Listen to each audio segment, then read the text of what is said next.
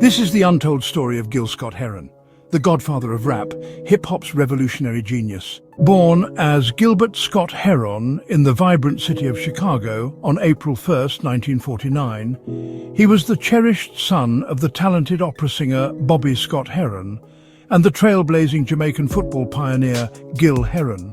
By the age of 2, he found a new home with his grandmother Lily in Tennessee. She filled young Gil with a deep sense of pride and a spirit of resistance. After Lily's passing, he moved to the bustling Bronx, where his brilliance earned him a full scholarship to Fieldston, and later he enrolled at Lincoln University. This is where Gil met Brian Jackson and would change the landscape of music forever. Before rap even had a name, Gil was there, the first MC. No beatboxing, just the soulful sounds of jazz and blues. In 1970, his debut album, Small Talk at 125th and Lenox, opened with The Revolution Will Not Be Televised, a powerful spoken word piece that shook the soul and exposed the deep injustices of America. They called him the new black poet, but he was so much more. He was the heartbeat of protest music, the voice of a generation yearning for change. With his dear friend Brian Jackson, Gil Scott-Heron poured his soul into Pieces of a Man in 1971 and Winter in America in 1974. One moment, he bared his pain in Home Is Where the Hatred Is and his hit song, The Bottle, blending Latin rhythms with raw honesty. Every note was a stand against injustice, apathy and racism. Behind the powerful voice, Gil Scott-Heron faced his own demons, addiction, arrests and health issues.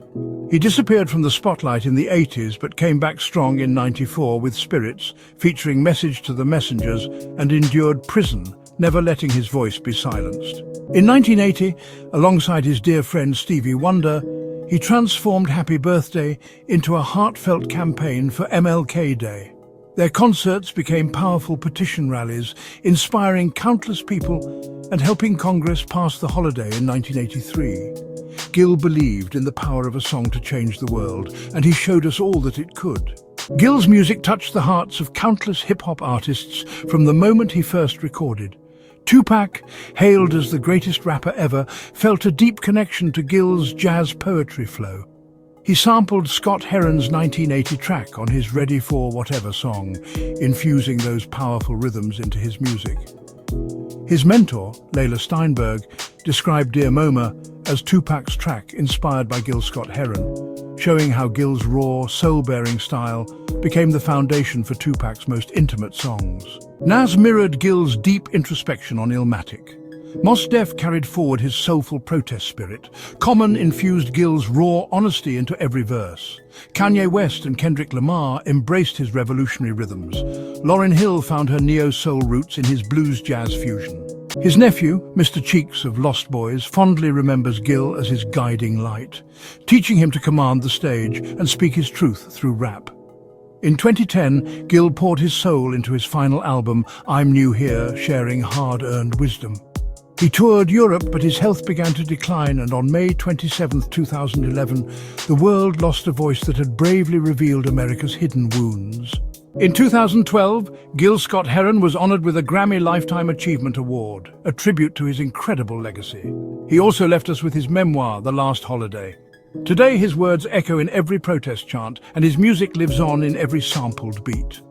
Every passionate verse from an MC, every line of protest graffiti, and every studio session carries a piece of his spirit. Gil Scott-Heron was more than a poet, more than a bluesologist. He was a voice for the voiceless, a beacon of hope, and the true godfather of rap. His spirit lives on in every beat, every line, and in the hearts of today's artists who dare to speak their truth. In the heartfelt words of Gil Scott-Heron, I am a black man, deeply committed to sharing my soul, sharing the joy and pride of our blackness. I don't see myself as just a poet, composer or musician. These are simply the tools I use to carve out pieces of beauty and truth, hoping they lead us to peace and salvation. You won't find solace staying home, brother. You can't just plug in, turn on and check out. You won't escape by losing yourself and grabbing a beer during commercials, because the revolution will not be televised. This is Rich News with the Daily News Buzz. Please like, share and subscribe to join us in celebrating the true legends who have touched our lives.